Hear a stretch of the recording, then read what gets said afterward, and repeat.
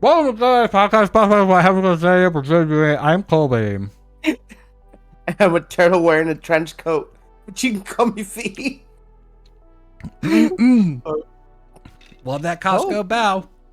Oh, you know you love it. I know you love it. I was a good meathole, and I ate before the show started. Okay, let me explain to you what happened here. So, like, in my life, because my brain is broken, one of the few joys that I get is in like solving problems and finding answers. Right? Was the problem today hunger, and the answer was bow?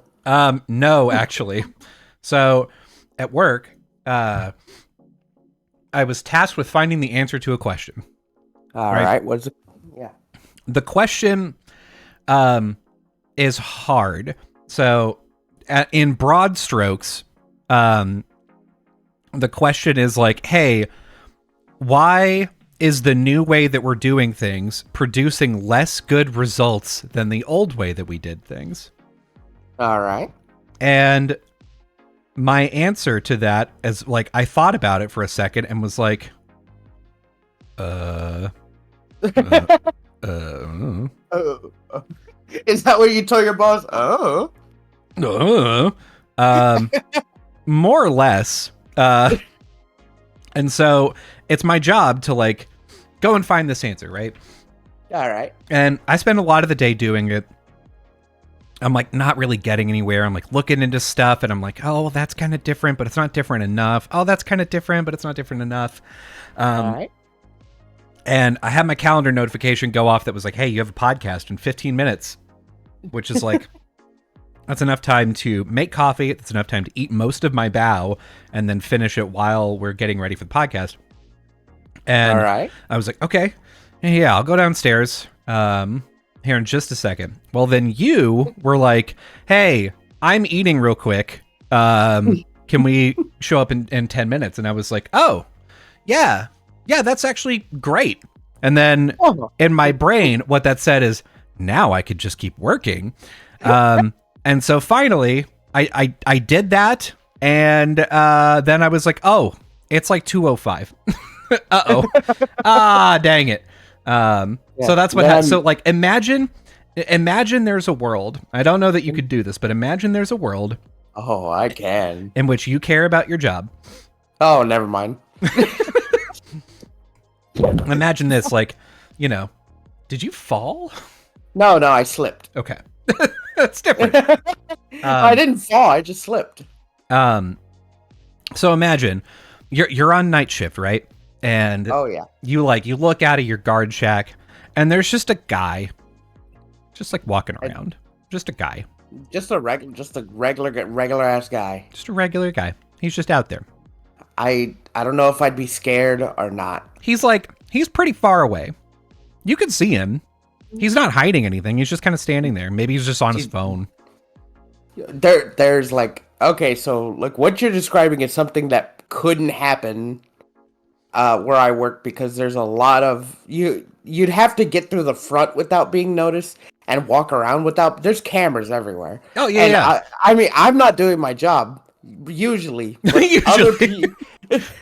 usually other people are doing their job. So it would take a lot of people not doing their job specifically at this one moment for this to happen. So yeah, imagine, I don't know, it's somebody like you see somebody, you're like, well, shit, somebody, he shouldn't be here. How the fuck did he get in? It's got to be, maybe it's a coworker, maybe it's like somebody that works here.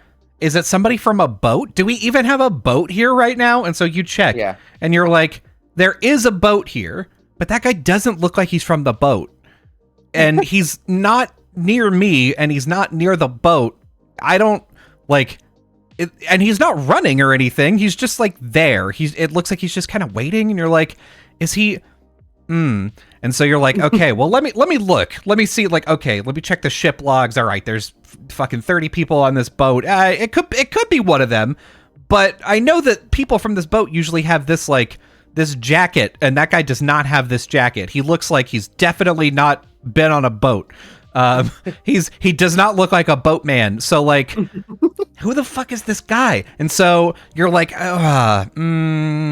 doesn't really look like a coworker. Maybe he's new. Maybe he's a new guy. Maybe he's here for his like first day. And so you keep doing that because you're like, who the fuck is this guy? I could just go and ask him. I could just walk over and ask him, but he's far enough away. He'll see me. If I don't want to get out. He'll get spooked. He'll get spooked. He'll run into the bushes. He's like a squirrel. So like, yeah, you have all those thoughts, and then you're like, shit, it's been an hour and a half, and I've been trying to figure out who this guy is. I haven't done any of my other job. Damn it. That's how it is for me. Basically, every time I'm presented with a problem at work, like one of the reasons why I do the job that I do, which is like I'm a tech lead of a team, is because I take a lot of time to go investigate and answer questions that people have.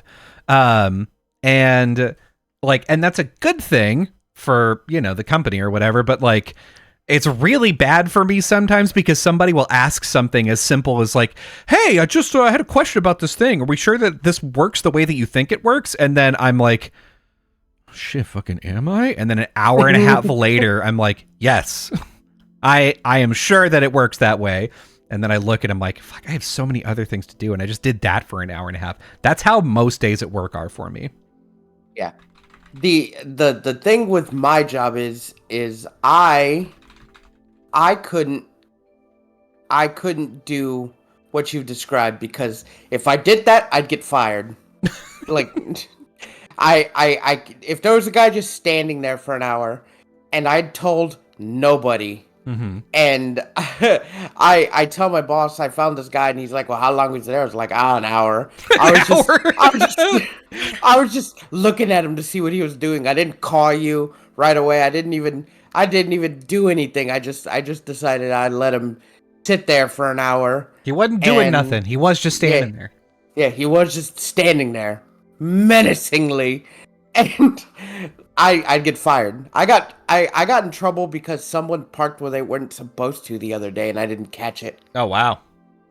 But to be fair, and this in my part, one of the U.S. Customs U.S. Customs, they come and inspect ships where I work, and there's a parking area for people to park so they can walk to the dock, and the dock is about the length of like a football field before you can get onto the ship, because the gangway is at the end of the dock. Okay. And apparently these people, these customs agents, don't like that they have to walk so far because they have equipment that they have to walk with and it's heavy. And I'm like, that's not my problem. It's your job. That's fucking your job. Yeah. You gotta do that. Hey, I'm doing my job, okay? You do yours. And so they decided there's a way to drive under the dock for the engineers and the refinery workers to go under to do stuff, and it's like real hazardous, and you can't drive under without clearance. And they just drove under there. And their fucking full-size truck, and I wasn't what's it called? I wasn't paying attention as usual. And, yeah. I was too busy watching anime. Yeah, I was too busy watching anime. We'll get into anime later. But then my boss is like, hey, those guys are parked under the dock. Did you see them? I'm like, no, I mean, they're customs agents. They know what the rules are. They've been here a lot of times before, and they've never done that. And I got like fucking talked to, and they're like, well, you gotta watch everybody that comes down here, blah, blah, blah, blah. And I'm like, everybody that comes down here could be an enemy of the state. No shit. You're gonna prevent the next 9/11. It's you, Fee. It's all resting on your shoulders. I was like, why would I expect like government workers to break rules because they were lazy? Like, yeah, I don't know. So, but I got in trouble, and I was like, whatever, dude. It annoyed me, but like if I left that guy standing in an area with like no clearance, no one knows how he got there, like nothing, I'd get fired. The way that I imagine it is that your boss comes over and is like, hey, who's that guy? And you're like, I've been trying to figure it out for like an hour. I don't know who the fuck that guy is. And your boss is like, did you check the ship log? Yeah, I checked the ship log. He's not wearing the jacket. It looks like he's on his phone. Yeah, he's been on his phone for like an hour. What the fuck could he be doing? Your boss is like, I don't know. Anyway, I'll see you later. Dude, no, good luck keeping an eye on him. Protecting national security. Good job. Dude, if that was my boss, he'd probably like run to his car and like fucking floor it to the back and like give that guy the 3rd degree. He just sprints over to the guy, fucking tackles him. Get on the ground! If he thought he can get away with doing that, then yeah, I bet he would. But also, I don't think he would because like, you remember in school, like Ricky Luetta, how skinny he was? Yeah. Just like tall and lanky. Mm-hmm. That's what my boss is, and I think he could get overpowered easy. Okay. So that's fair. That's fair. Yeah. Man. But enough about that, Colby. We have a lot of topics. We haven't recorded in like 2 weeks. Yeah. What do you want to talk about first? You know what? Let's go ahead and go with the sort of biggest thing. I would say, I would argue the most dramatic thing. My wiener. Nope. Not doing it. What you said. Listen. Some foreigners got arrested in Japan. Okay. Foreigners. Don't say it like that. You make it sound like really you're like foreigners. Just fucking. Yeah. Well, I'm sure that's how Japan feels about them. Yeah, that's how Japan feels about everyone. So basically, here's the headline, and then I'll explain to you sort of what it means. It was about One Piece, right? It's about One Piece, and I mean, to be fair, basically everything, right? Like, yeah. Everything that shows up inside of Shonen Jump. So and it was Americans doing it, right? It was, yeah. God damn America! No, wait, we can't say that. Yeah, we can't say that. I love America. Sorry, I YouTube. love America. Yeah, for some reason, episode 119 got hate speeched.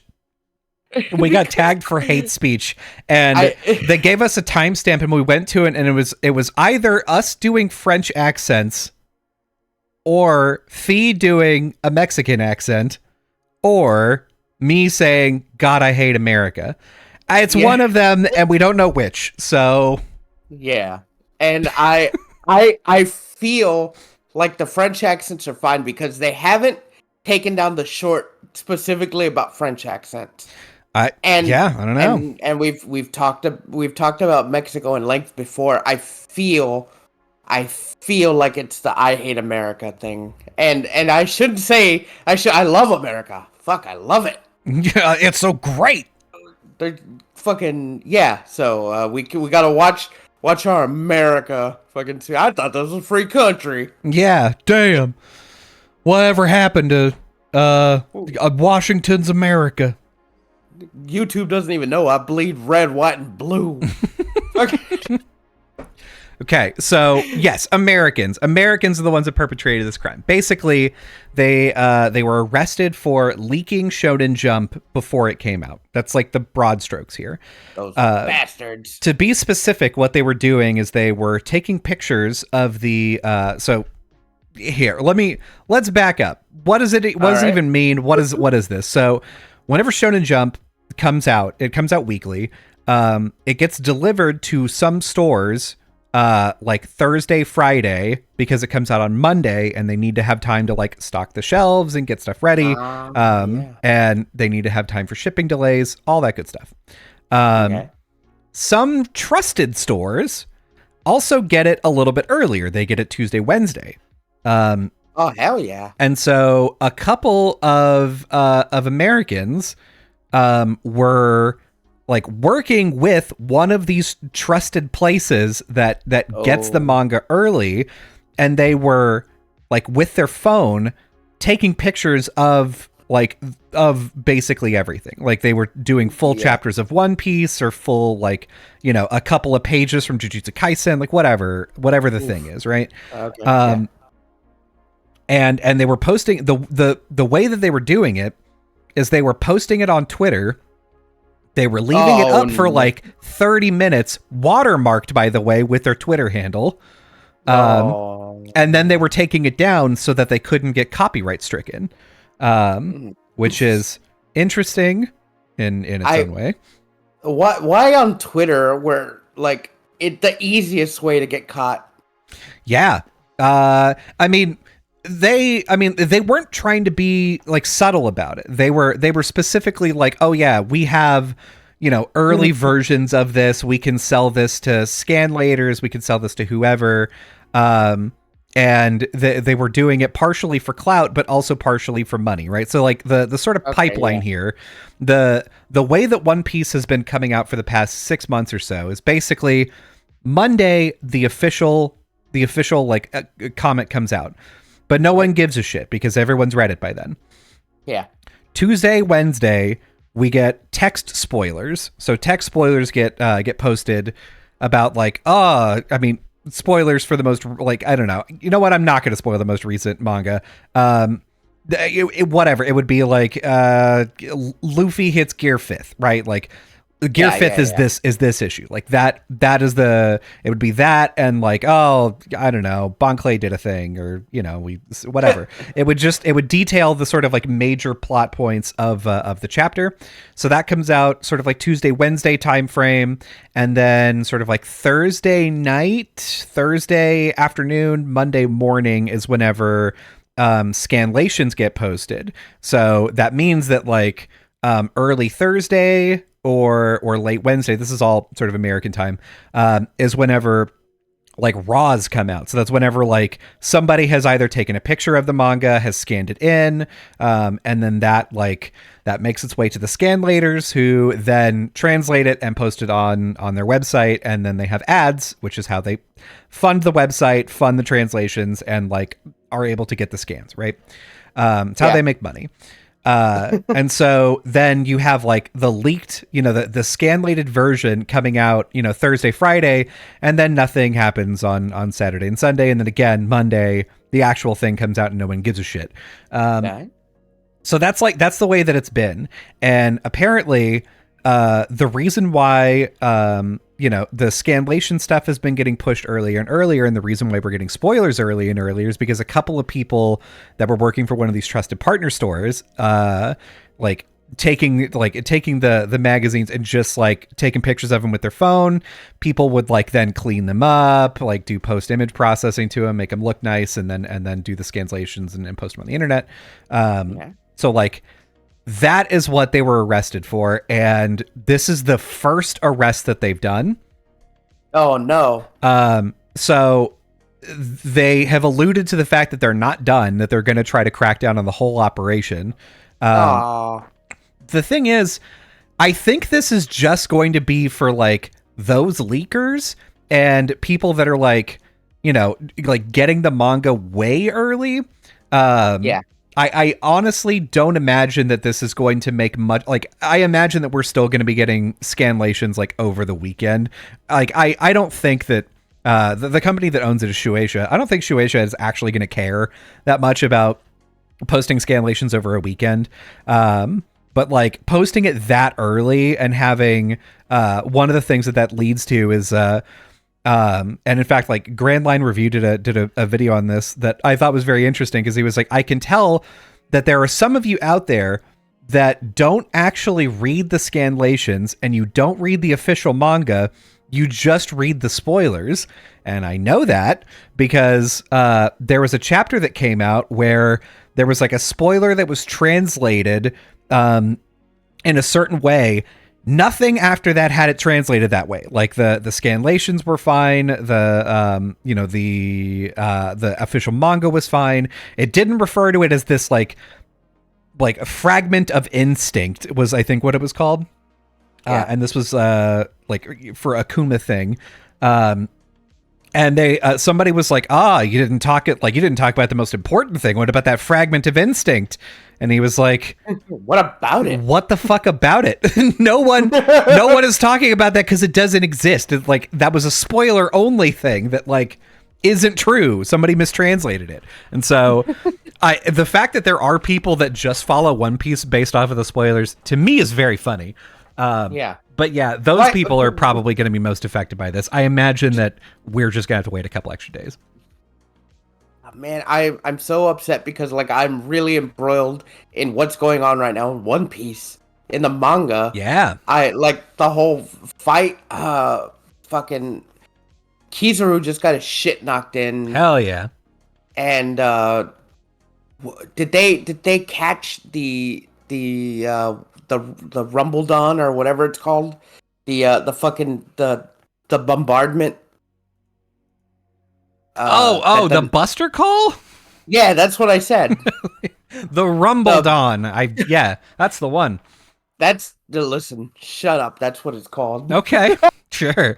The Buster Call. I feel like they avoided it, and oh man, I don't want to like spoil it. Like fucking Egghead, and yeah. Things are pretty crazy right now. I'm still fucking worried about Garp. Yeah, dog. How's Garp doing? So if you like an interesting additional thing on top of all of this is that the place in which they were arrested is actually Oda's hometown. No. The town where Oda grew up that has all the One Piece statues because Oda donated a shit ton of money to like rebuild after an earthquake. Yeah, that's where they were operating out of. So like adding insult to injury, they're just like, fuck you, Oda. No. Oh God. Not the hometown. Yeah, rough, dude. It's super rough. And so yeah, they got arrested, and so people are like, I don't know, what is this gonna mean? Like, what are things gonna look like in the future? Japan's legal system isn't, I guess, harsh, so they might get off pretty okay, but then they take their manga and anime seriously over there, dude. It depends because like, so Johnny Somali, major public nuisance, got off pretty light, right? I think it was 3 months and like a $2,000 fine. Yeah. And the guy that you remember whenever Kyoto Animation was firebombed and a bunch of people died? That guy got sentenced to the death penalty. So like Japan doesn't fuck around sometimes. Yeah. To be fair, those are like on way into the spectrums, being like a racist prick nuisance in town rather than like killing people and fire bombings. I mean, to be fair, if I'm not mistaken, somebody got arrested and convicted to like many years. They got convicted to like $650,000 in fines for like copyright infringement, specifically on Shonen Jump stuff. Damn. Yeah, like copyright stuff in Japan is wild. Yeah. It's really big. And they take it seriously. Like, they're real proud of like their fucking IPs over there. Like you got that one town where it's all fucking decked out in Conan and shit. Yeah, dude. Like the airport and there's a bunch of Conan stuff. You got Oda's hometown, One Pieced out. Like it's real big over there. Yeah. But and even going further, Pokemon is like looking into trying to sue Power World. Yeah. Because of like their fucking Pokemon-esque copies. Which I think we talked about it last time, that they didn't just take the Pokemon 3D models and reskin them. They're different, but they're so similar that they're just like, come on, you know what you did. Come on. I don't think anything is gonna come out of that. It's just that they're like pissed off that they're doing Pokemon, but like it's not kind of shitty. I mean, I wouldn't be surprised if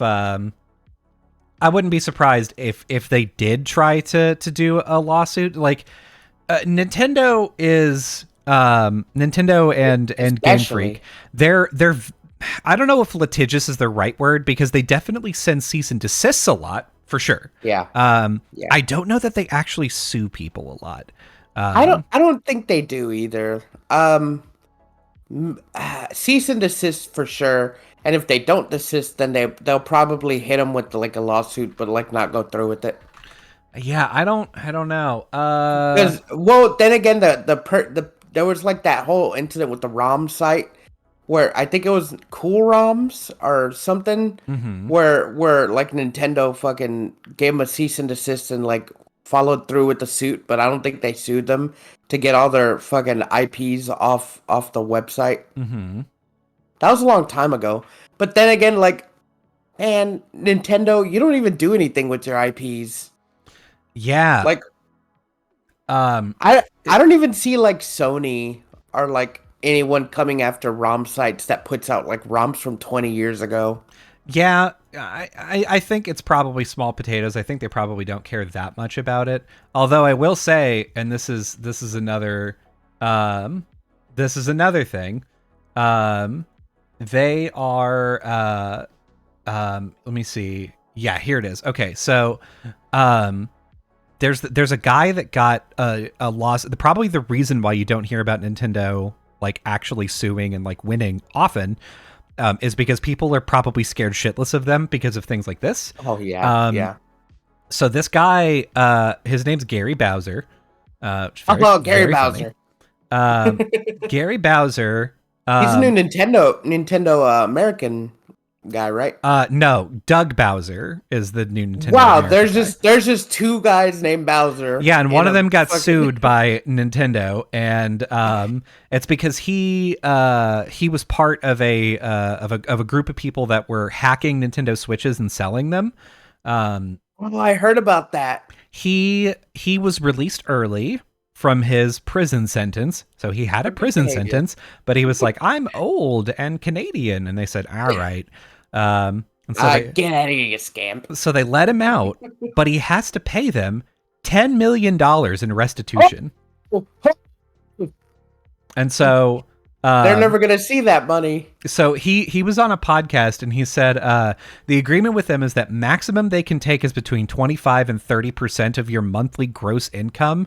Quote, I have like 6 months before I have to start making payments. So yeah, he was released. And he now has to pay just like a bunch of money to Nintendo. And that's why people are probably like, let's not do that. Let's not do that. What would you do? Like, man, I feel like I would just, end it all, right? I don't think so. 20 to 30% of your income, and he's already old. He'd have to work again. Yeah. Like, because like I don't know how it is in Canada, but like Social Security or like stuff like, oh, bummer. Yeah. Fuck that. Yeah. It's rough. In fact, so to get even closer to home here, there was a website, I don't know if you ever used it, called Mangamura, which like it got hundreds of millions of views a month, and it was just hosting like Attack on Titan and hell yeah, a bunch of other manga. However, they basically found the guy behind it, and they located him. They got him. And yeah, so he had to pay $650,000, and he spent 3 years in prison. Oh fuck. Yeah, dude. Hell no. Hell fucking no. Screw that. So I have a product idea for you. I want to pitch this to you because I was thinking, how do we solve this? Right? Like, what do we do? How do we fix this? How do we pirate stuff and not get caught? No. So the main problem for Shueisha is that they have to send out physical copies, right? If they just had digital copies, they could just put it on a server and have it private, and then at the time that it was supposed to go live, it goes public. That's it, right? No leaks. There would be zero leaks, except for people like in the company. If they had a server and all the like future manga panels were there, or like chapters, someone would hack that easy. Yeah, I mean, but that I feel like is easier to protect against than like, hey, we printed literally 1.6 million of these and they're all around Japan and we're really trusting you to not take a picture of it. Come on. Dude, the problem with like that is fucking they don't do Shonen Jump in America anymore, or at least to my knowledge. Like, where else are we gonna get these chapters? We're gonna wait till the volume comes out. Like, what do they like expect? I guess you can get the Shonen Jump app like you have, but like, I don't want to do that. I want to read it when it comes out. Yeah. Well, the thing is, the Shonen Jump app, like it, the new chapters I think come out pretty close to whenever the print version comes out. But yeah, it is a little bit delayed, which means that like, you know, scanlations are going to be the thing. And unfortunately, like it really is, it is one of those things where, they're in a catch-22, right? People clearly still buy Weekly Shonen Jump as a print, like in print media. People also buy it digital media, but you have to have some sort of separation between the two. That's like, hey, you fucking watch this. Here is what I thought. All right. Here's my brilliant product. All right. So, you know, like a Kindle. Yeah. Okay. So imagine a big Kindle. So imagine, you know, big like Kindle. You know, big Kindle. It's like the size of, you like, imagine a Weekly Shonen Jump. A Weekly Shonen Jump is pretty fucking big. It's like, like 1.5 feet by like 2 feet. It's whatever. I don't know measurements. It's like a foot. It's like a stand. It's a little bit bigger than the standard American comic. Yes, yeah. That's a good way of putting it. It's like 10 to 20% bigger than a regular issue. It's like a magazine. It's like a magazine. Yeah. I used to buy Shonen Jumps all the time when they were here for a while. That's the thing. They're so fucking big. Like, yeah. What are you? You can't. I ran out of room. Exactly. What the fuck are you supposed to do? I had like months of Shonen Jump on like my fucking shelf, right? Back when I used to collect them, and I had like months and months of them, and I was like, fuck, what am I gonna? I like these a lot. I don't want to just throw them away, but I had to. Yeah. And they came with cool stuff. They had like posters and cards in them, and they had interviews. And I'm like, well, I don't want to get rid of these, so yeah. I kind of was just like, what if I just take out like the stuff that I want to keep and like keep it in like a folder, not like a manila folder, but like a 3-ring fucking what's it called, and just keep them. But I never did. And that's how I read like a lot of like early chapters of Dragon Ball. Like I think I read the Frieza arc in Shonen Jump. I was reading One Piece in Shonen Jump. Yu-Gi-Oh! I remember reading Yu-Gi-Oh! In Shonen Jump. I learned a lot of like, that's how I learned a lot of like news about when anime was coming out in America. You're like, oh man, Shaman King. I know about that. I was reading Shaman King and Shonen Jump. Fuck. It was really good. I loved Shonen Jump, but they're so big. If we could get like that, like a futuristic kind of like cyberpunk, like, you know how they have like that digital paper that just appears, like it's like the two edges and then you extend them and it's the paper's there. Yeah. Yep. That would be fucking wicked. So what I'm thinking, right? Before you get on, okay. I think if we had that digital thing, that would be great to put in the new Apple iVision Pro, right? Ooh, yeah. Have just, you know, you have the iVision Pro on, then you have the chapter just there and like crisp whatever, and that would actually be a good application for the Apple iVision. Have like big print, like just where your eyes are, and then like you just scroll through with your hand or your eyes or whatever. I think that'd be good. Like, the Apple Vision Pro 10 years from now, if it takes off in the way that it may, then it's going to be incredible. Like we're not going to need we're not there. We're not there yet. But what I'm thinking, right? Yeah. You get basically like effectively a big Kindle. It's like a big 2-page Shonen Jump size thing where like if you get that big 2-page spread, you're like, oh shit, like you could see the whole thing. It's huge. And the clarity's good. Maybe it's in color because there's such a thing as color e-inks. It's fine.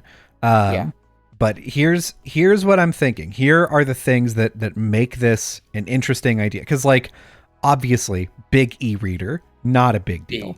Nobody gives a fuck. However, I think is like a niche product. I think you price this thing at like 10%, 20% over the cost of materials. So I think 200? No, I think this is like a $60 thing. This is like a $50 or $60 thing. And I'd buy that. And it is a thing where it's like, hey, you have to have a monthly Shonen Jump like subscription. But whenever you have this monthly Shonen Jump subscription, you get it at the same time that the physicals are released, and they just show up on your device. It's got like it's not a tablet. It only does the one thing. It does like notifications. It has like everything that's inside of the Shonen Jump. But it can't just be for manga. You have to have it like Amazon like books on there too. You have to have like e-reader books too. So it does. So it isn't just niche to just manga. Oh, here's the thing. Here's the beautiful part. The reason why it's so cheap is because it is specific, and this is like. This is where the nefarious part. This is where the good part gets in. After you release this, and you're like, "Oh yeah, this is this is gonna be our new e-reader thing." Fucking now, because it's so cheap, you're like, "Well, fuck it. I'll buy a case. I'll buy a phone charm. I'll buy a fucking whatever." The ecosystem that comes up around it. Now they're putting out limited editions, right? They're like, oh, you want your limited edition Shonen Jump reader that's got fucking Gear 5th Luffy on the back? Hell yeah, we could fucking do that. Look at this. They're so easy to make, and they're so cheap. You can just buy them. Oh, damn, it's so easy. And then you could take your Kindle to places and like scan in like check-ins, and you get like special like, I don't know, charms inside the e-reader. Ooh. Special like maybe you get like discounts for like the next couple of chapters or something. Yeah. Or like a special screensaver background. And like I think the multi-year vision here is you make a very specific thing that's like, this is for Shonen Jump. This is Shonen Jump's fucking e-reader thing, right? Then you say like, we proved the idea. The idea is good. Now you turn over to like indie comics, DC, Marvel, Image, and you're like, hey, look, we can make an e-reader for all your comics, and you just put them out on a subscription basis. Like, imagine instead of like, oh yeah, I really like reading Spider-Man. I really like the issues, but fuck, I can't. There's so many of them, and there's so much space. What if instead I just had a $2 a month subscription? Now I can read any fucking Spider-Man I want. Like, that would be sick. As a special incentive for the e-reader only, have it get talks with the company and be like, maybe y'all can put out like special like monthly things like from the artists or the writers. Be like, we could have like a Q&A or an about me panel, and or have them put like just a special drawing out every month. Hell yeah. Of like whatever. Just have that as incentive too. Be like, hey, look, you get this here, but not anywhere else. Yeah. But if the drawings and Q&As will get like leaked, but you'll get it first on the e-reader. Yeah, and like you just make it look nice, and like have it be sort of a collector thing where you're like, oh yeah, I've got the Shonen Jump e-reader, and they put the like, it's now a ritual. Every Monday I sit down and fucking read One Piece on my Shonen Jump e-reader. You could do it like the DS. You know how like the DS has like the clamshell that you could interchange the outside. So like maybe you're feeling like the One Piece, but then like a special edition like Hunter x Hunter case comes out, so you put it there, and then maybe you can market towards like Sanrio. So you got like Hello Kitty, or you got fucking fucking cinnamon roll and stuff. Ooh, this is good. Yeah. And I've already came out with the perfect name for it. Okay. Well, Colby, you are the man who came up with this, so I think we should call it the Colby Reader. Oh no! Ew. Yeah, baby. Oh, I fucking hate that. But I don't. God, Oh, perfect. I told this idea to my wife, and my wife responded with, "Isn't that an iPad?" And I was like, "No, it's different. It's cheaper. It's not that. It's shut up." If you make it dirt cheap and like enticing for like people that like reading, why wouldn't they? Mm-hmm. I would. I fucking would. And not only could it just do e-reader stuff, books, manga, comics, maybe have like a news panel. Just you can't get online with it. It connects to the internet and it has like a play store of like things that you could download so you can read specifically from different companies. Yeah. And then maybe you have like a newspaper, like not like a newspaper, but like a news article app where you can like go through news for like various things. Yeah, dude. And I know it's getting closer to just like an iPad, but it's not made for anything but reading stuff. Yeah, it's specifically for like comics. Like that's probably the easiest way to market it to companies like that is they're like, oh yeah, traditional e-readers only have so much fidelity because they've only got to do like text, but like we want to really represent images as good as we can. So like we're gonna like this is the e-reader for comics, you son of a bitch. Like this is gonna be the shit. Listen, Colby, I'm down to clown. I'm right there with you. I will help any way I can. I'll give you seed money. Hell yeah! I got $50 on it right now. Well, you mean money for sunflower seeds when you say seed money? I've been saving up all week. This is my good boy seed money. Yeah. Listen, I actually like this. I first of all, I like sitting down and reading my manga in bed. I like reading my stuff in bed when I get them. But man, it would be so great to take it to work and read, because I've taken manga to work before, but there's always like, man, it's gonna get dirty or something's gonna happen to it. I like doing that. But if I had my tablet, I could read anywhere and not have to worry about lighting or anything, because like if I'm in a car ride, or I'm like laying in bed in the dark, I don't have the light on. Yeah. So I like this idea, Colby. I like this idea a lot. This is good. We just gotta quit our jobs and I can go make it happen. Be easy. Yeah, be entrepreneurs. We got to get the Colby Reader out to everybody. Get disgusting. Fine, we'll name it after me. We can call it the Fee Reader. No, that's the one. That's the good one. I don't know. I don't mind. It's just I didn't come up with it. Listen, Fee. You and I both started a new anime. And by new, I mean it's an anime that's been coming out that neither of us watched. Yeah. And I want to talk about it because I've been having a really good time. I told you. I like, oh man. I'd heard I don't know what I heard, but on Twitter, like people were like upset about Free Ren. Mm-hmm. And I heard like people complaining about it. I was like, what are they fucking complaining about? I'm gonna watch this. And that's how I watch some animes. I'm like, what are they complaining about? And then I watch it. So I watched it, and fuck, I don't know why people are pissed off. This is such a good anime. Yeah. I think the reason why people are pissed off is because people that are fans of like certain shows, they end up like review bombing it on like Mal and then getting it to the top of the list. So like currently, if I'm not mistaken, Frieren is the #1 anime of all time on my anime list. And as a result, it surpassed Full Metal Alchemist? Yeah. But this happens frequently. Like this happened last season too, with a different show. I forgot which one. Oshinoko. Never heard of it. And so the main thing I think is that like people are sort of bitter about that.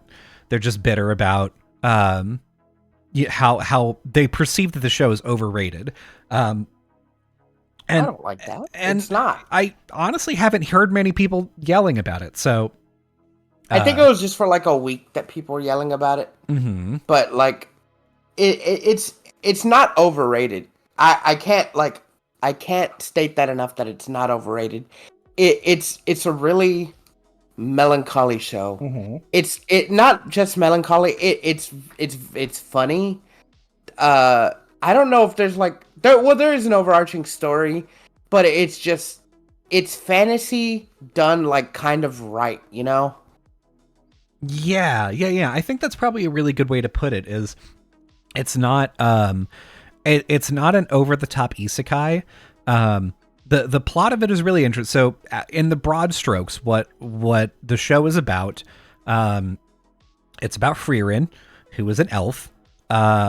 And the land that we find ourselves in, we're following Frieren at the end of her journey. Her and the hero and a priest and a fighter. They went to go A dwarf. A dwarf, yes. It went to go kill the Demon King. And Very very generic stuff. Yep, and they did. And then They beat him. the episode starts. The first episode starts with them going back to the capital city for a party, because they're like, we did it. We killed the Demon King. Now everybody gets to celebrate, and we're all going to live in peace. And but Freeman was real bummed about it. She was like, it only took 10 years. She's like, now what? I don't know that Freeran was bummed about it. I think Freeran was more just like, I mean, it was only 10 years of my life. She wasn't bummed about it, but she was like, everyone else was stoked about the journey. They're like, oh, we did it. You know, it took like this long and we made good memory. And she was like, yeah, well, like 10 years to me is just like an hour. Yeah, so. It's like nothing. Yeah, she was like, I've lived like 1/100th of my life. This is like 1/10 of your life. It meant nothing to me. It's just fucking a footnote. Yeah. This is my lunch. This is my lunch break. I did this.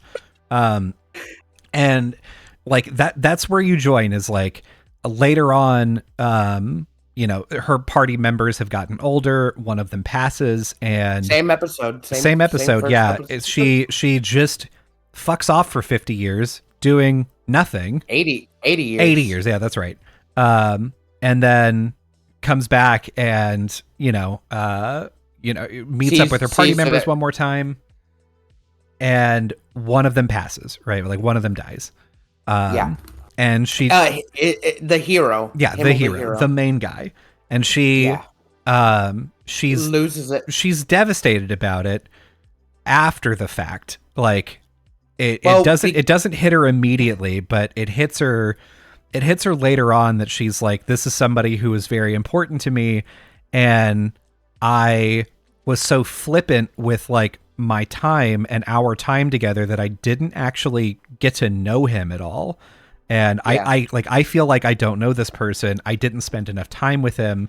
And that's sort of where the rest of the story picks up, is her like, is what happens after you've accomplished the big mission, and what happens whenever you are someone whose lifespan is like tens, dozens, hundreds of lifespans of humans all put together. And it's like, you know, what matters to humans, what matters to elves, how are the two different? Like, you know, how is Frieren handling herself? And because she's somebody who like very easily is just like, somebody asks her to do something and she's like, oh, that'll probably take 5 or 6 years. That's fine. And she doesn't care. Isn't even thinking about how much time she's losing with the people that she cares about. And so, it's interesting. Yeah, no, it's very interesting. Like, and it's mostly her. The story's about her like finding herself and finding why like people value time so much, because time is nothing for her. Seeing as she could just pass time, like she could spend years at a place and it not be a big deal for her, but for everyone else it leaves an impact on them. So it's about her like learning to understand humanity more, because like there's not many elves left. They all got like destroyed in one way or another, and so she is kind of on this journey alone of living thousands of years, and she just doesn't understand why people think it's like so important to take relationships with people seriously. Yeah. She herself is kind of emotionless. Not emotionless, but like she's kind of over, like she doesn't see why people make big deals about stuff. Mm-hmm. She's a little too level. She's not a little too, a lot too level-headed. Yeah, and she like says herself, she's like, I don't really see the problem why people are making a big deal about this. I don't have like many needs myself. Like elves in general aren't like very promiscuous or whatever. So like I don't really need anyone. I like being alone and I like studying magic. And she says that a lot. They're like, why do you like just studying magic? She's like, well, I like it's a hobby. I just like learning all this magic. But like, and that's another thing. She was taught to be a mage by like the best mage in the world that everyone I don't know if everyone still remembers, but they kind of think that mage is a legend. Yeah, like but it was the just original mage, and like so much so that that people are convinced, like, oh yeah, who even knows if that person even existed? And she's like, what? Yeah, she's like, well, yeah, they taught me everything I know. And Freeman herself, she's probably the strongest character in the whole world, in that world. But she suppresses her magic, and that's something like her master taught her, so as not to make it her a target. And I like that. And the show's not just about following her by herself, because it turns out that she met up with the priest one more time, and he found like this orphan from like a war, like her village was destroyed. And he was like, yo, Freerin, I want you to watch over this girl, and I want you to train her to be a mage because I see that she's going to be strong. And Freeman's like, nah, I'm not going to do that. And he's like, well, I have this grimoire that you could decipher that could help like revive people, because there's no revive magic in the world. If you decipher it, you can go talk to him one more time. And she's like, fuck, fine. But she ends up training the little girl.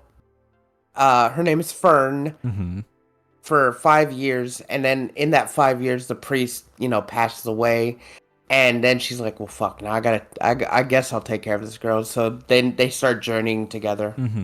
Yeah, and it's like the whole point of the show is not like, I think probably my favorite thing about it is that it takes until like episode 5 or so to get to the point, or maybe episode 4, where to get to the point where you have a goal.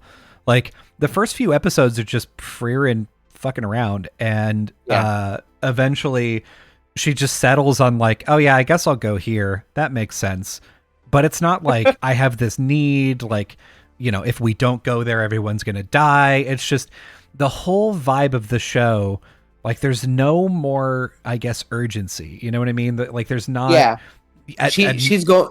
She goes around to villages. She said she'd come back in a number of years to see how we're doing and help them out. And it just turns out that like every village she goes to, like there's something that needs to be done.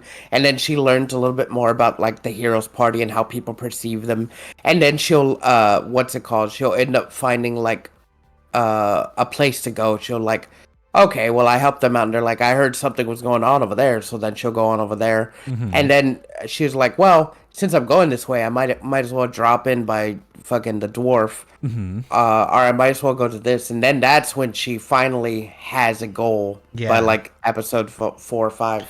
Yeah, and it's like, again, I think probably my favorite part about Freerin is just that a lot of it is just sort of character studies. Like there's a number of episodes, like I think there were 2 episodes that were like really kind of high stakes, like there's gonna be a big fight, there's gonna be a big thing that's gonna happen, right? Yeah. But then like the other episodes are just like, Freerin is in a town and had to go get a birthday present, or there's like there's one episode where like every episode you just sort of kind of get a glimpse into Freerin's past, or like the things that she cares about. And I think my favorite thing about it is that you're sort of realizing Freerin's feelings and like the way that she has like sort of like internalized stuff that she hasn't that she hasn't realized yet. You're realizing it along with her because she's like having memories of like, oh yeah, that's right, I came across this place. Like, really good example. She comes across a statue of the hero, and this old woman is like, oh yeah, he came to our village and he saved us. And she's like, okay, yeah, I'll clean up the statue for you. And so she cleans up the statue, and then she's the old woman's like, I really want to put some flowers here. And Fern's like, yeah, just, you have a spell to like make flowers, don't you? And she's like, yeah, oh wait, actually we need to make it this specific kind of flower.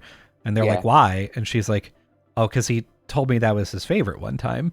And like, even her just like flashing back and being like, oh, that's right, I do know what his favorite flowers are. And he did say that he wished he could show it to me. Huh. And like, those little moments add up to, you know, a more complete story about like who the hero was and what their relationship was. And like, it's really nice. The vibes are so good in Freerun, because it's like, even in the like high intensity, like, there be some demons coming, like kind of things. It's like, even then you're like, okay, like, you know, this is talking about like parts of Freerun. The whole show is just like learning about Freerun as a character and learning like who she is and sort of the things that she values. And you also get to see Fern be mad because like in that episode too, she was like, well, we just got to look for the flower, and like months go by and Fern's like, this is taking forever. Like, I'll give it a week more, like later, but like we've been here too long. Mm-hmm. And Freerun's like, no, we haven't. Yeah. Yeah. What so do you like, think of it? And like every episode, like it'll start out with like 20 years after the death of Himmel, 28 years after the death of the hero. It'll mark how much time has gone by when the hero died. Mm-hmm.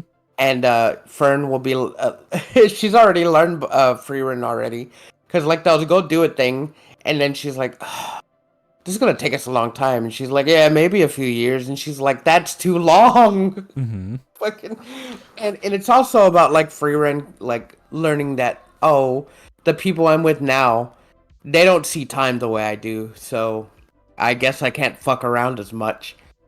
It's a really good show, as it's anime, but it doesn't have like a lot of the anime tropes. Yeah. And Freerun, she's funny, but in like a subtle way, right? Mm-hmm. So like, there's like always a joke that she always sees a mimic and she'll fucking get like eaten by them. She's always just so stoked about to get into it. Or sometimes like she's not like one to care about like modesty, so she's like, hey Fern, you should give this potion to fucking what's his name, Stark. And she's like, oh yeah, what is it? Oh, it dissolves clothes without hurting the person. She's like, and she's like, I hear guys like this kind of thing. Yeah. And fucking Fern just dumps on her. She's like, hey man, that was expensive. Hey, what the fuck, dude? And it's also funny to see how like little she knows about like romance or anything, especially when the other, I don't know if you got there, when the other priest joins the party. I just got to that episode. So he just joined, so I haven't seen the next episode. Well, the one where he's just like, oh, I wish older women was in this party. and then Freerun's like, well, I learned a move that can make a man go head over heels, and she like just blows him a kiss. Yeah. And everyone's like, oh my god, that's so hot. And he's just like, oh, Jesus. And he's like, oh, come on, you're not even old. Yeah. Oh god, it's and there's so many. It does a really good job of balancing between like really goofy moments and then really just like, oh yeah, somber. I guess that is like a big existential question that like you would have if you're alive for. You never really know how old Fern or how old Freerun is. Well, she's over 1,000 years old. Well, that's what we know. We're positive she's over 1,000, but like before we knew that, even that was like, well, definitely over probably a couple hundred, Yeah. probably over 500. I don't know, but then like I When think Fern was like, "Oh yeah, are you from like prehistoric times?" And she's like, "No, I'm not from prehistoric times." God, I'm not that old. And then she's like casually like, "Oh yeah, like, over 1,000 years ago, this is what happened." And it's like, Yeah. sorry. When is prehistoric time to you then, please? Yeah, she was like, I was there at the dawn of magic. Mm-hmm. Because like when she talks about when she was there with the old mage, everything kind of looks like old Greek times the way they dressed. Mm-hmm.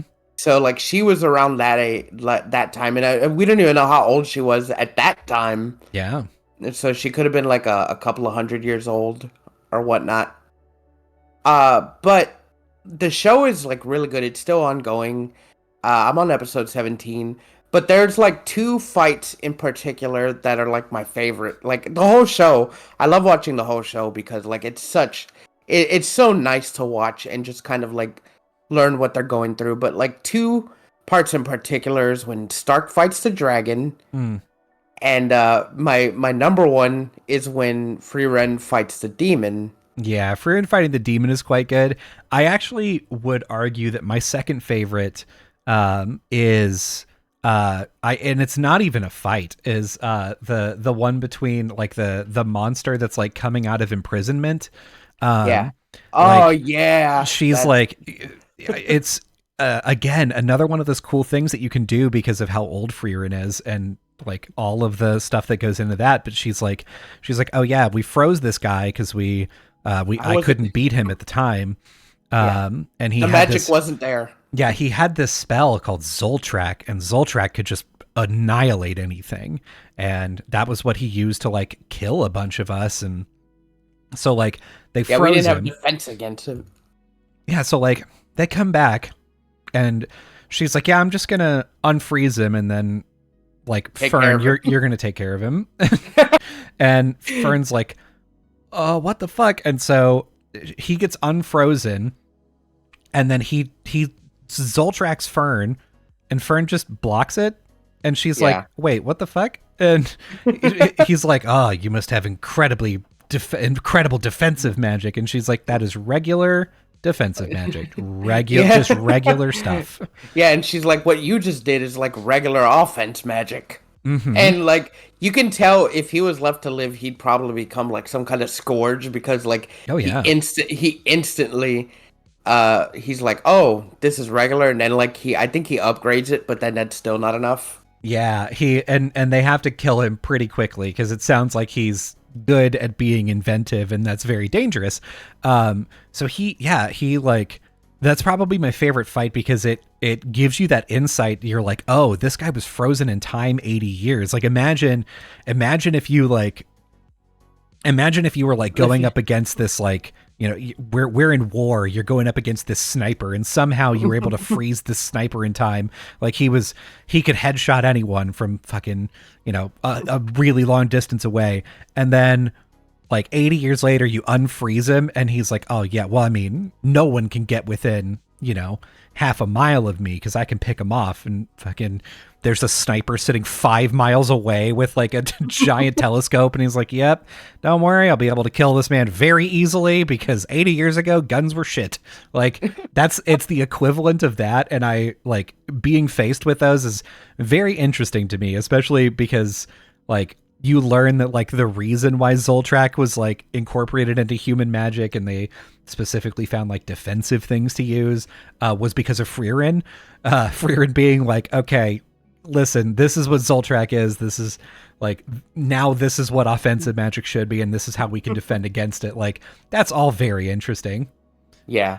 I still say the demon one's fine because like the demons in this world are like so fucking arrogant. Mm-hmm. And they go over why that is. Like they wear like how strong they don't suppress anything. Mm-hmm. They're just like, this is how strong they are, they're gonna show it. And when she comes across that demon, the demon is being arrogant. She's like, oh, how long's it been? Like 50 years, 80 years? And you haven't got any stronger? And then everyone's like, oh no. I have gotten stronger. Oh, Bean. And she's like, I just don't show it. and then she fucking goes Super Saiyan God, Yeah. and the fucking demon's just like, oh no. Oh shit. What the fuck do And you it's mean? I really want everyone to go watch it because like I don't want to like say how fucking badass the scene is. Like it's so fucking cold-hearted and fucking cool. Yeah, dude, it's extremely good. Frieren is great, and like one of the other things that I really liked about that was that the whole demon thing would have worked on me. Frieren is basically like demons are monsters that use human speech to trick you.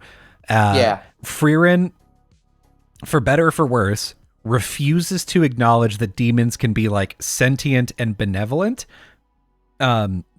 She's like, no, it is impossible that there's any such thing as a good demon. There just is no such thing as a good demon. All should be exterminated. And when you hear that at the beginning, you're like, damn, Frieren, like that's a little small minded. What if there's like one good demon out there? You're gonna fucking kill him? She's like, yes. But like the further along that you get in the show, you're like, oh shit, no, she's right. Like they're admitting, they're like, oh yeah, just like the head demon of like this whole plot like says some shit about like, oh yeah, I did something very similar when you killed my father. And then, dude, yeah, I was like makes the army sort of back down, and then later on, his compatriot is just like, "Hey, what's a father?" And he's like, "I don't know. I heard it once." Just, dude, yeah. Oh God, I was like, "You son of a bitch." That was so fucking cold, like because you see in the moment that he's like looking around, like the room to find anything. But like he doesn't show it. He's just like, "Oh yeah, I killed your son. Well, you didn't feel bad when you killed my dad." And the human guy was just like, "Oh, well, oh man, fuck." And it's so like cool to see like Frieren go like because they do flashbacks of like her getting attacked by her village getting attacked by demons, and then the flashback of like this one time where like demons attack this one village and like they're so like they don't really have a conscience. They are evil. Demons are evil in this world, and they use people's like humanity as like a crutch to get in and kill them. Yeah.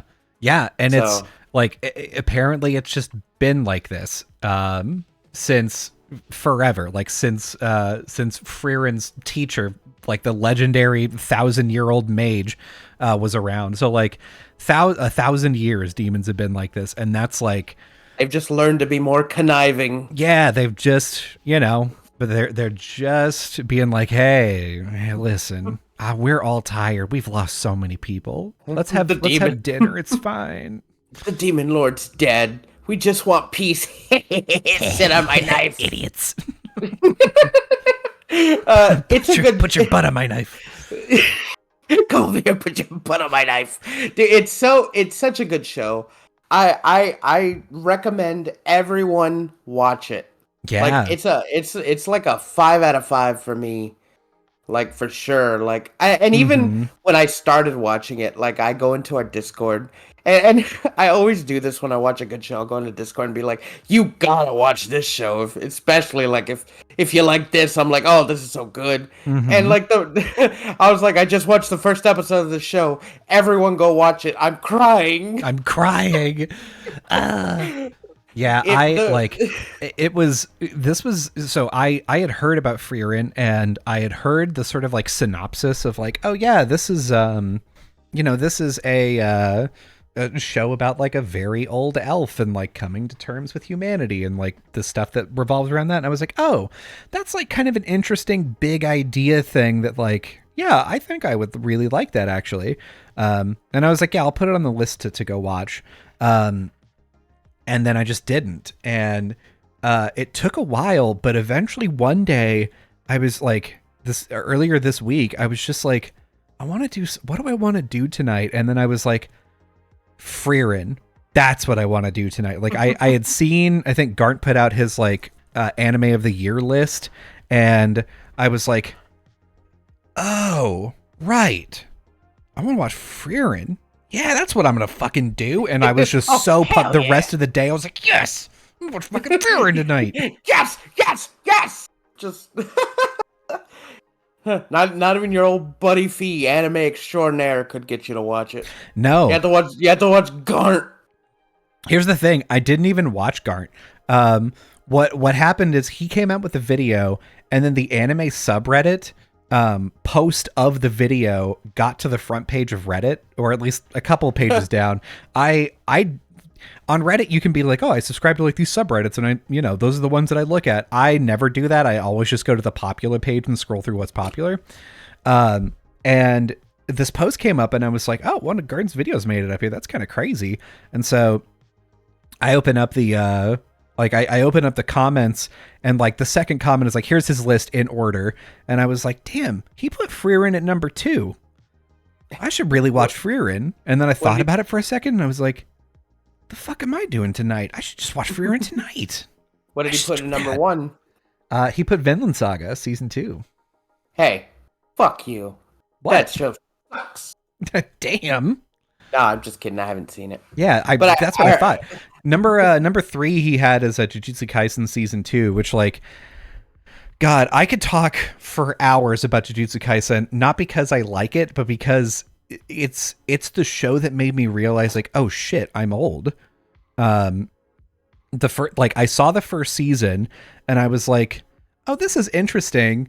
This is pretty good, but it's got some problems with it. Mainly, my main problem is that the author feels the need to be like, all right, for the next 3 minutes in this anime, I'm going to be explaining exactly how this power works and why. And I was like, he just wants to be clear and concise. Yeah, but it's boring, and it's like not well done either. It's like, well, whenever you do a domain expansion, you get the one-hit kill ability, but it also allows you to do this other thing, and also you can disperse someone's domain expansion by having a simple domain, and that was taught by this class and this school of thought. And I was like, fucking shut up, dude. You've added too much. I have to keep track of too many things in your power system to care anymore. Just show me Good Punch. Good Punch is good. You just have to go onto a website and like look up the powers and what they do and how they work and print them out and then watch the anime with the That's right. You got to put it on the side of the TV so you could be like, hold on. What's the domain expansion again? Right. Okay, cool. So like the first time that I saw Jujutsu Kaisen season 1, I was like, oh yeah, this is good. This is like a good shonen series. I'm probably going to keep watching this. And I started watching Jujutsu Kaisen season 2. It was good enough that I like started watching season 2, watched it all the way through. But honestly, I would rank it like a B+, maybe an A-. Like it's good, but like season 1's really good. I'd say it's at least an A. It starts out kind of slow, but the action ramps up pretty quickly. And then by the end of like season 1 at the tournament arc, it's pretty solid. I haven't seen the movie. I haven't seen season 2, and it's on my list of what I want to watch. The movie is good, and season 2 is really good. I think what pushed season 2 to be like as highly rated as it is because the animation in like the last 6 episodes of it is off the fucking charts. The animation took so much work that like the studio people that were working on it like have revolted against the company. Like that's how badly they were overworked to get with like what the final product was. And that was a lot. Like it was crazy seeing this. And so the animation is crazy, but like I just remember it hit me suddenly because I was like, I don't know why people are kind of like going crazy over the show. It's good, but it's not that good. And then I was like, oh, this is like whenever older anime fans were like, oh yeah, Naruto's fine. It's kind of whatever. Or like, yeah, I don't know, One Piece is okay. Like I like One Piece, but it's not anything special. And you're like, how fucking dare you? And so it just kind of hit me that like, oh, this is like Gen Z, Gen Alpha are watching Jujutsu Kaisen and they're being blown the fuck away because like they didn't grow up with Goku turning Super Saiyan. They grew up with Gojo doing his crazy antics and fucking like in shit like that. Like that's what they're growing up with, and they're like, dude, you fucking, I remember the first time that fucking Gojo said the word purple. I shit my pants. It was amazing. That is a cool scene, but like to me, because like we're so old, it doesn't stack up to like Goku going Super Saiyan for the first time because that's so commonplace now. Yeah. Or it doesn't like go up to like fucking Spike taking on the fucking the dragon gang. Yeah, dude. It just doesn't. It's really really hype. It's just for me. Like we're so fucking jaded. Mm-hmm. It just doesn't. What's it called? It doesn't hit the same note. Yeah, but it's still good. I'm not like downplaying it. It's still good. I'm not like fucking. I guess the equivalent would be like a Gen 1er from fucking Pokemon. Mm-hmm. It's just. I guess because we've seen so much, it's not like, oh, dude, fuck. Especially at the time back then when like you've only heard like snippets of stuff that could happen, but like nothing. Yeah. Like the manga's out now, so you could read the manga before it comes up, and you're just like, oh, I'm waiting to see this on fucking in action, right? Yeah. So that's just kind of how it is. Although like there's so many good animes now. So we've talked about this last time. So many more people are watching anime now that it's just kind of like a big thing now. It's like an event. Yeah. So I feel it. Yeah. And it's like I can tell that like the anime world is evolving and growing and changing. And it just feels really weird to me that I'm like, oh yeah, like my favorite show of the year like doesn't have like hardly any fights in it, and it doesn't have like, you know, it doesn't have any of like the crazy power scaling, or like nobody is like, you know, being blown up, the fucking world is not on fire, but it's just like, I don't know, there's this like really old girl who's kind of sad and she's trying to figure out like how to be more empathetic, and I'm like, that's nice, I'm into that. Yeah, like I said, it's like a number of different things. My anime taste has changed a lot since I was younger, and right now the shonen is big, but I want to say that there's not as many big shonens. Like shonen isn't like the main thing. There's a lot of like variety. So like we said in Frieren, that's just classified as fantasy. Mm-hmm. There is a big isekai like boom happening. With one of the big ones being right now is Shangri-La Frontier, and that show's fucking great. Mm-hmm. Then you have like a lot of like just parody or stuff anime. Like there's two animes right now that is parody that I really like. Not parody. I don't know if I'd call it. It's like a shonen parody, but it's Mashal. Mashal. Oh. And we're in season 2 right now, and it's fucking good. Yeah, we haven't started Mashal season 2, mainly because my wife was like, "Yeah, I thought Mashal was fine," and I'm like, "Sorry, you fucking what?" How dare them? I love Mashal, so I think what's probably going to end up happening is I'm just going to have I'm going to end up putting on Mashal and just watching it by myself. Please do. I'm watching it right now. It's so fucking good. Mashal is just like One Punch Man in that like it does that. It's able to do the thing where it's like, oh yeah, look at this fucking goofball, look at all these jokes, and then like, you know, the main character does something where you're like, holy fuck. It is One Punch Man, but with Mashal being like mob. Yeah, yep. So like it's both of them combined. I feel like it's almost written by one, but I know it wasn't written by one. You know? Yeah. I don't know who it was written by. The animation kind of reminds me of what's it called? Zatch Bell. Oh yeah. The way they look. I'll be honest with you, that probably has a lot to do with the lines on the face, though. Yeah, it really does. But some of the way that the characters look kind of remind me of Zatch. No, just some of the eyes, I guess. Some of the eyes and the lines. Yeah, that's what takes me. But it Mm-hmm. also, like I said, it kind of looks like Mashle kind of looks like Mob if he was a fucking sexy ass teen. Um, because like Mob is slender and he has that bowl cut and he has his dead eyes. But also he has like a Saitama face. Right? Yeah, I think so. Like I could see the comparisons, especially because like of the content of the show.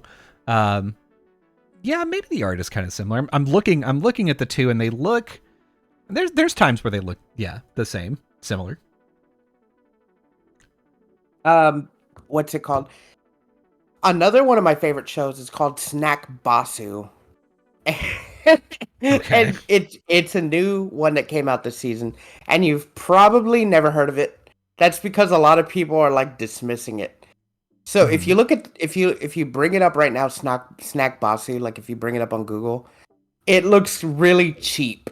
Okay. But I'm watching it. It is very high in its Japanese comedy style comedy, right? Okay. Like, even if you watch anime, you might not get some of this because Japanese style comedy is very different. The way it looks like Oh, if right. It's because it's a snack bar, right? Yeah, yeah, yeah, it's a yeah. snack bar. It the way it's animated and the way the jokes and comedy are, it looks like if Japan had its own Adult Swim, this show would be an in-house fucking show for it. The way it is because of the way it's animated. Like Okay. one of the main characters is one of the hostesses. She looks like fucking Joey Wheeler, just with Hell the yeah. hair, with her I hair see what being you're the way it talking is. about. Yeah. Um, and then you have like the old hostess, the mom hostess, where she's like the snack mama. She looks really weird. um what's it called? Then you have the regulars that come in, but they all do like fucking weird stuff and they're all eccentric. And then every episode ends with them being like, you know what, let's sing a song on karaoke. And so they put on like an 80s Japanese song and they sing the song all the way to fruition, but then they play the music video in the back like it was you're actually at a bar. My God. And the comedy is so fucking funny. And none of these people are like great people. Like the hostess, like she's like really hot. Everyone's like, "Oh, you're so good looking, you're great," but like she's not like she dates people. She's very shallow. She's all about money. And then they always bring up, they're like, "Oh yeah, well who would you date?" And she was like, "Oh, I date this person." She's like, "Oh yeah, how's that working with you?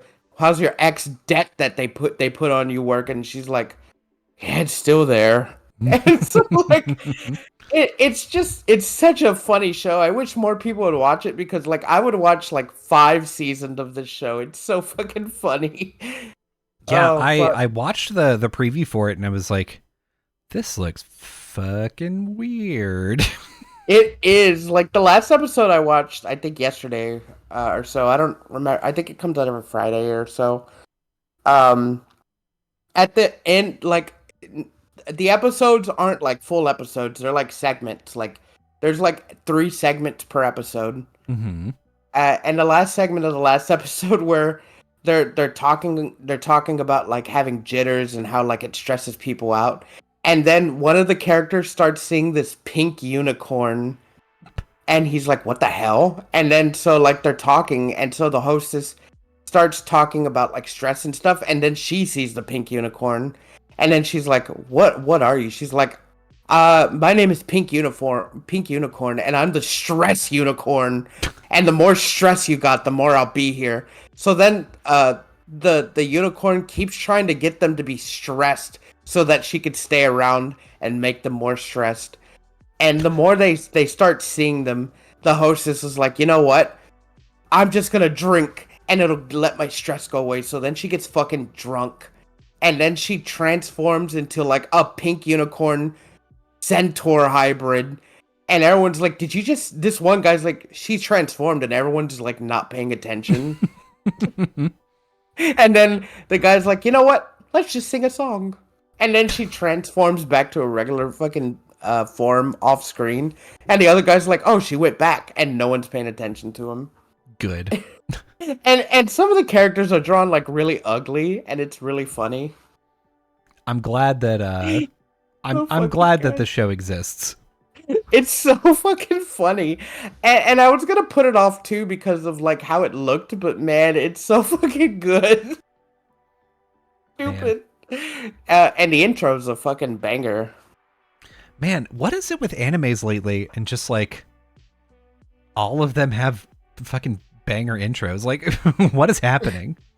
I guess people like. I guess they realize that people are judge anime on their intro because like anime could be the show could be really great, but then you hit the intro and you're like, that didn't match the hype for like what I'm watching the show for, right? Mm-hmm. So it kind of brings it down. I think maybe anime companies kind of realize that if they make a good anime intro, it'll make the show like a little bit better because it'll make you hyped to watch it more. At least that's what I think. I mean, yeah, I think it feels to me like anime intros are like becoming like more high quality, and it does feel like, especially if you have a show that's kind of I guess like Snack Basu, that you're like, okay, I know this looks weird, I know it looks weird. Yeah. But this, if you can just make it through the intro and you watch for like 2 minutes, you're gonna love it. Yeah. Just watch the intro. The intro song, opening, it shows a bunch of stuff that has nothing to do with the show. It's so funny. I mean, they show characters and stuff from the show, but it's still so funny. That's why I'm like, it's like an Adult Swim show, right? Mm-hmm. Because it's so like out of left field. I really love it. Yeah, it sounds like old school Adult Swim. Like you fall asleep and then accidentally wake up at 2 a.m. and the shit's on and you're like, what? The fuck is this? Yeah. So, man, like I said, it's very engrossed in Japanese culture because, like in America, we don't have snack bars where you just come to the bar and you have like a watered down drink and you're there for the atmosphere. Yeah, I guess that's true. We don't have that, and in Japan, that's what it's like. Like I said, they do a bunch of like anime style, like not anime style comedy, Japanese style like bits and comedy. So, like I said, you just have to watch it because it's very funny. It's very funny, and like I find myself like raring to go whenever I see it like new on Crunchyroll. I'm like, oh, new episode, fucking go see that. Sometimes I just like watching shows just for comedy, you know? That's fair. And there's not, I mean, there's comedy animes, but like usually for like comedy animes, they go for the like low random. Mm-hmm. The Snack Basu is, but it's a little bit more grounded, but with its comedy coming in like waves. Mm-hmm. It's just that when I watch like a comedy anime, if you say comedy anime, what comes to mind? Shin-chan? Crayon Shin-chan, yeah. But like not the American one, because the American one, the dub is like very different than the sub. Like they're fucking night and day. Oh god. I mean like One Punch Man, I would argue. Yeah. One Punch Man is more shonen than comedy. It's I would argue it's more comedy than shonen, but I'd say like 50-50. I disagree, but that's okay. Fine. I don't. God, it's hard to pinpoint a show that just is a comedy show. Yeah, you have like One Punch Man. You have like Mashal. But there's Nichijou. I guess Nichijou. Yeah, Nichijou. It's like slice of life, right? Yeah, it's like slice of life comedy. Yeah, I think slice of life goes hand in hand with comedy. Yeah, they seem in about the same. So like you have those and like Bobobo, Snack Basu now. Just anime does comedy different because a lot of their shows already intersplice comedy with it. It's just you never have a comedy focused show unless it's like slice of life, because slice of life, it's like comedy slice of life. House Husband, I would say, is comedy. Man. Wave House Husband. Yeah, I guess it is. Yeah, that I would classify that as 100% comedy. Yeah. Yeah. So, like, I'm just anime, surprised that I can't think of more. I'm like, right? one. Snack Basu is just comedy. It's not even slice of life because the whole setting is in the bar, so Mm-hmm. it's just comedy. That's what I'm saying. Like, anime. That's what I try to tell people, because if you tell people you watch anime, they're like, "Oh, you watch all this bullshit," and you're like, "No, it's so much more than that. It's like such a varied medium that you could do anything with, and you could find something you like in it." Mm-hmm. And that's why, like, I don't hate telling people I watch anime. I tell people I watch anime all the time. I tell people at work. I tell anybody. Mm-hmm. And they're like, "Oh, well, do you watch any live action shows?" I'm like, "I watch Kitchen Nightmares." Yeah. Uh, I watched Longmire. I watch Law and Order SVU. Yeah, that's me. Yeah, I'm Detective Benson. I'm Detective Finn Tutuola. Yeah. That's Ice-T's character. God. God, I can't believe that you know that. Yeah, fuck. I've watched like 17 seasons of the show. There's like 25. People are like, "Oh, I can't watch One Piece. It's like 1,000 episodes." My sister told me that the other day. It's like 1,000 episodes. I'm like, you've just watched 25 seasons of fucking SVU, and they're an hour long. You've already watched One Piece. You just don't know it. Yeah. But listen, One Piece doesn't have, as much crime. I would wager One Piece is all about crime. I mean, you're They're not wrong. pirates. You're not wrong, but it's like fun crime a lot. It's fun crime. It's not sex crime. Yeah, it's not this person woke up in an alley after they blacked out at night and now we have to retrace their steps. It's not like that. Ice-T's not there, and he's not a gamer in that one episode, and then never again. Yeah, you know what? We gotta play the latest FPS, but these guys are campers. Fucking Ice-T. I have a feeling, Fee, that we are gonna have to get Ice-T in One Piece. It feels like God, we gotta get him in there. Gotta get him in there. Stand back, Luffy. I'm about to go get a second. Just I'm about to go get a whoop ass on him. And Luffy's like, that doesn't what? Go get him, Ice-T. Refuses to call him by his character name, only calls him by his actor name. Dude, I wouldn't put it past Oda to just make an Ice-T character and name him Ice-T. Fuck it, why not? Ice-T, it was so funny to see Ice-T.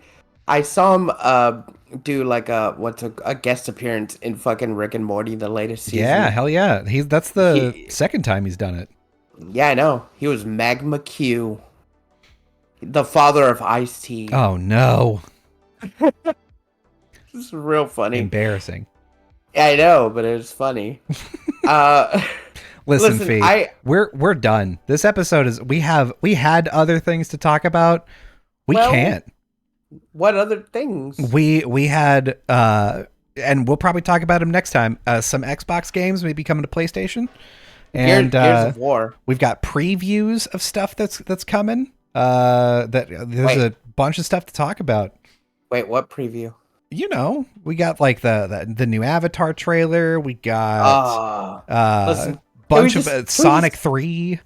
Can we just take 5 minutes and say that the Avatar show looks really good? I'm going to give you about 30 seconds. So the Avatar show looks really good. Saw the trailer. I was like, fuck yeah. Fucking Fire Lord Ozai.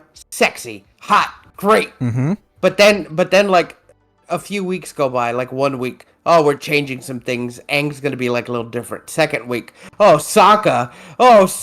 He's not gonna be sexist or go through character growth. He's just gonna respect everyone and not be a shitter. And like, I'm like, well, why are y'all doing this? And they're like, we're gonna also change a few other things. And we're not, we didn't decide to tell you until at the very end. I'll be honest with you. I think everybody is probably overreacting. I think the show is going to be fine. I don't think anybody's going to notice. I think if they had not pointed it out, I doubt anybody would have noticed or cared. I think people would have noticed more than you think, because Avatar is one of those shows that people have watched several times and like overanalyzed. People would have, if they wouldn't have pointed out, someone would have pointed it out. People, and then other people would have been like, "Oh, yeah, that's right, they did do that." It would have been that. Yeah, I'm just saying. Yeah, listen, you're right. You're right. We need to have as he needs to be funny. He needs to not like hate girls, but he's gotta be like, what does a girl know about being a fucking warrior? And he's like, oh yeah, Kyoshi warriors, more like Kyoshi dumbasses. And then fucking fights him and gets his ass handed to him, and he's like, I guess girls were cool all along. Now, let me ask you a question, Fee. What? Why does he need to do that? Because that's like his character. He's like when they first start out, they're all kind of kids. They're all like engrossed in their own ideas. Mm-hmm. Sokka especially, he starts out as like a warrior is a man's job, and no one else has to do it because he firmly believes that it's his job to protect his tribe because he's like one of the last warriors who doesn't know like bending, and he's all about fighting, and he wants to protect him. For him to have his perspective opened and realize that it's not just a man job, but anyone can do it, is a good character growth for him, because then what else does he have? I mean, he has like nothing. He can have any other thing, like what? Because they took this particular thing away doesn't mean that they're not going to let him grow in other ways. Yeah, but this thing opens up to him listening to strategy from other people, him becoming more of a strategist, learning to come into his own and learn that not everything is just about that, because not just him, he doesn't just see it that way like other people do, especially in the Northern Water Tribe. And I think it's a Water Tribe thing, because in the Northern Water Tribe, they don't teach women fighting bending, they only teach them healing bending. And it's not until Katara gets there that she shows them, oh, okay, yeah, women are just as capable as fighting as the men are. Mm-hmm. So it's more of like him getting over his culture's view on women in battle. So it's more like a cultural thing for Sokka, getting over that. And I'm not going to say that's his only character, because he's funny, he's smart. It's just that's where we start off with him. I would argue that most of the plot points that you just said could be done, not changed in any way, shape, or form, and he could still like start off and being like, oh yeah, respecting that women can do things is fine.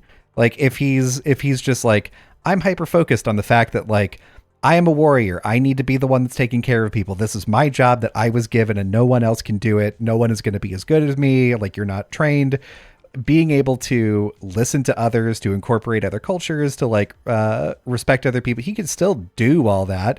He doesn't have to start like the fact that he's like, oh yeah, man, Kyoshi warriors wearing a bunch of fucking makeup into battle, that's really dumb and gay, and you probably like are really weak because you're, you know, full of estrogen. Yeah. I don't think that matters that much. I think you can still have the exact same character beat without the 2-3 minutes of him being like, girl. I think you have the exact same thing. Yeah, but we want him to do that. We want him to do that because a lot of people want him to do that, not just me. But why? Because you could just do it without that. No, and it's the same. But it's not belittling anyone. It's just showing that that's how he thinks, and we want him to change his fucking view on things, even if other people don't. Sure, yeah. So you want him to go through that growth of seeing that it's not stupid to think that these warriors are in like their fucking armored dresses fighting or whatever. It's their part of their culture. We want him to get fucking humbled that way. Mm-hmm. We want him to think that like, oh, girls aren't as good warriors as him, because that's how he was raised. we want him to get humbled, so we need him to say it. It doesn't even need to like be blatant. He just has to point it out a few times. It doesn't like to have to be in the cartoon where he's just like, girls are dumb. He's just like, well, that's why these people have been losing, because they got women in these battle armor, and it doesn't make sense. Just he could have the same views as he did in the cartoon, but said like maybe in a more subtle way. Mm-hmm.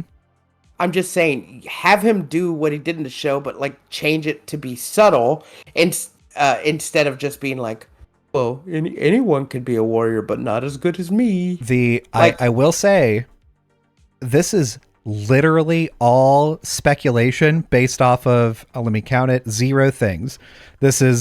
They came out and said it. They came out and said a thing. Nobody's watched the show. You have no idea how different it is, or how. No, you didn't. I did. You did not watch the show.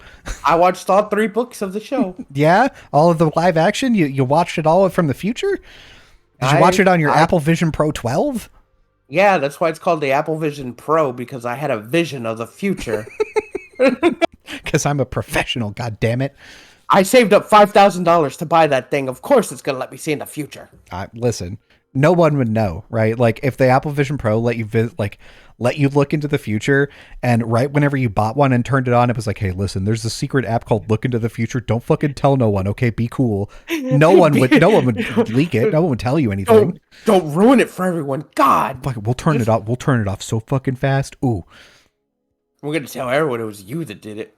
Yeah, we're going to tell everyone it was you, and then we're going to delete the app, and no one could use it ever again. Yeah, you big dumb idiot. We're going to blow up the future, and it's going to be your fault. Yeah. See, we have all this future stuff. We're not even going to share it anymore. Just Colby, we're at the end of the show. We are. Tell them what they need to know. Boy, I'd love to. Listen, if you're listening to this live, hello, welcome to twitch.tv/GoGetUsPodcast, or Go Get Us Pod. We are here. We go live anytime between 0 and 2 times a week. And if you hit that follow button, you'll figure out whenever we go live, because you'll get a notification pushed to your phone. But if you just want to watch later, your own time, you can also check out the YouTube upload, so long as we're not flagged for hate speech, on youtube.com/@GoGetUsPodcast. We upload that every Wednesday, which is the same day that we upload the audio version of the podcast to every podcatcher. So whatever medium you want to listen to, you can fucking get your Go Get Us fill. Go get it. So, oh yeah, we also have a bunch of YouTube shorts and TikToks and stuff, and they're all fucking fire. So watch them. And they're then, all on fire. There's a couple of things that I want you to do this time. I'm going to specifically call it out. Ooh. You should share the TikTok videos with your friends. You should do the same thing with our YouTube shorts. You should leave us a rating anywhere that you can leave us a rating, unless you're not going to rate us very high, in which case, don't do that. Don't do that. And yeah, then get your friends and family to listen, and somebody leave a comment that says, I want you to have a Patreon. That way I can give you $20 a month. At least I need 5 of those comments before I'll actually start a Patreon. Listen, I would only need like 2 of those comments. Listen, I would only need somebody to tell me in person once. I would need someone just to allude to starting a Patreon and be like, that's it. No, that's it. I guess we're in. Bonus episodes, baby. That's what we're doing. Listen, if some of the people that listen to us on podcatchers would leave those comments, because a lot of people listen to us on podcatchers, would leave a comment that says we want you to make a Patreon, I would do it. Yeah, listen, this is a dare. You won't. You won't fucking do it. You won't go to YouTube right now on our most recent video and say, please start a Patreon. I'd like to give you at least $5. You won't do it. You won't do it. You're scared. I'm scared. Here's what I want you to do. Tell him. I want you to go to our most... Just kidding. Here's what I want you to do. I want you to be a long life elf. And I want you to walk around the nation learning magic with your friends. And then I want you to go defeat the demon lord. And then once you learn that your life has been solitary and sad and lonely in 80 years, I want you to go and find your friend and go get him. Go get him. That's ridiculous, Fee. How's somebody supposed to accomplish that? Apple Vision Pro. Listen, all will be revealed if all you have to have is $4,000, and then that's it. All will be revealed in due time when you get the Apple Vision Pro. There's an app. Listen, we're putting out. There's going to be a Go Gettas app, and it's going to give you future episodes. And in fact, that's how we're going to break all of space time. Is we're going to try to reach into the future, grab an episode, and upload it now, and then everything's going to get broken. Yeah, see, that's how it's going to be, and you heard it here first from the Go Gettas podcast.